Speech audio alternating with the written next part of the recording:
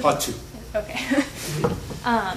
So also when we were talking about the Enron thing, you said that, even though you acknowledge that a lot of businessmen are corrupt, and you said, but you hope that they would be moral, but if our system of morality is based on rational egoism, wouldn't you argue that those corrupt businessmen were actually doing quite well for themselves, given that they were doing very well in their own self-interest? And then also, sorry, this is like part 2.5, I swear I'm almost done. If we are basing things on rational egoism, isn't it pretty much inevitable that one person's rational self-interest is going to clash with another person's rational self-interest? Thus, there's always going to be some element of force. And so if morality is removal of force, we can never really remove force, so then regulation would only be sort of, evening out the force and making it a little bit more predictable, in which case the regulation would be giving less force than non-regulation. Thank you. I'm sorry. No, yeah, excellent question, both part A and B. The Enron guys and WorldCom and all those, Tyco or whatever, they were so selfish. They were so rationally self-interested that they're sitting today in jail. Penniless, miserable, in a prison cell. I don't think it's rationally in your self-interest to lie, steal, and cheat.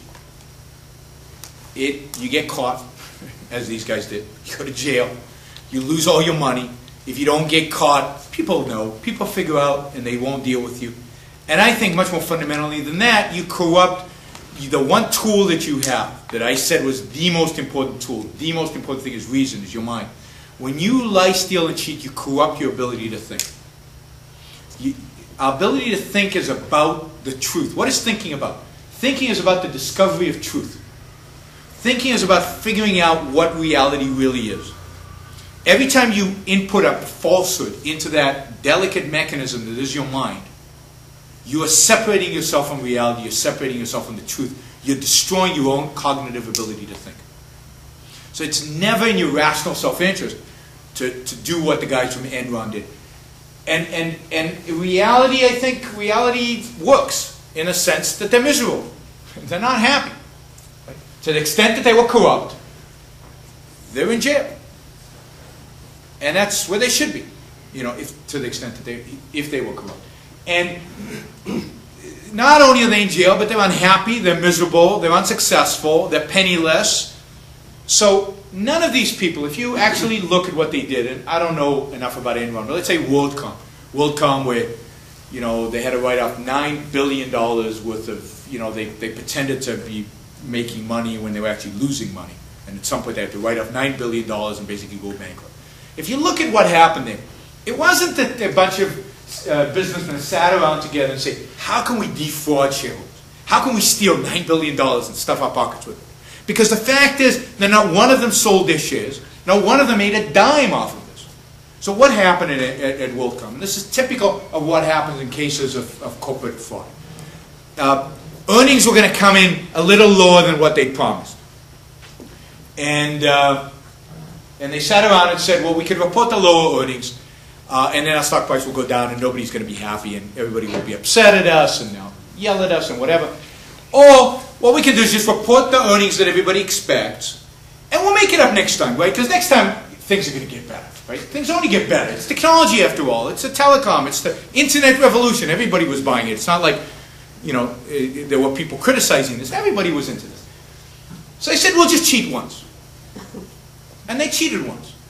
And then the next quarter comes, and they're again under, and they're under even bigger this time. And now it's a bigger problem, because not only are they down this quarter, but they cheated last quarter, so they're carrying over the stuff. And they said, just now, one more time. No big deal, one more time. Next quarter is going to be phenomenal, because, the economy's getting better, and interest rates are really cool, and Bush promised us this, and what. So they cheated one more time. And you do this. You double up. If you gamble, you double up a few times, you lose a lot of money there. And $9 billion later. So not one of them sold stock. Not one of them thought that they were going to bankrupt the company. No one of them thought that they were stealing money from other people. They lied. But every lie led to another lie, led to a bigger lie, led to a bigger lie, and they collapsed. And that's the destructive nature of that kind of immorality. And who suffers? Well, we all do, if we're shareholders. of customers. And they do. Everybody suffers when people do that kind of stuff. So it's not in their rational self-interest to do it. None of them were self-interested. And indeed, in a world where people are convinced of the morality of self-interest and understand what self-interest requires of you, self-interest is not about, I'm just going to do whatever I feel like doing today. Self-interest is hard work. I need to sit down now and figure out what's good for me. Not only what's good for me today, but what's good for me in the next 30 years. This is major work. This is major thinking. If people actually did that, the world would be a much, much better place. Much better place. Now, what was part B? Oh, gosh. Conflicts. Oh, okay. Oh, conflicts of interest. I don't believe rationally self-interested people have conflicts of interest. And I mentioned this earlier. For example, if you're making a lot of money, that's not a threat to me. That's a good thing for me. If you're making a lot of money, that means you're creating some values that I can probably benefit from. Wealth is increased. That's a good thing for me. There are more opportunities, there are more jobs, there are more products, there are more goodies for me to benefit from. If there are more people in the world, that's good. There are more opportunities for Steve Jobs. You know, more people getting the right genes or whatever to be really, really smart and create really, really great products. Not that genes determine that, but greater numbers, there's a greater probability of that. We go up for the same, both of us go up for the same job. Well, if you're better than me at that job, you should get it. That's not a conflict with me. If you didn't get it, and I got it for a reason that had nothing to do with my ability, I'd feel crummy about myself. I was not as good as you, but I got the job because I know the CEO. It wouldn't do any good for my self-esteem.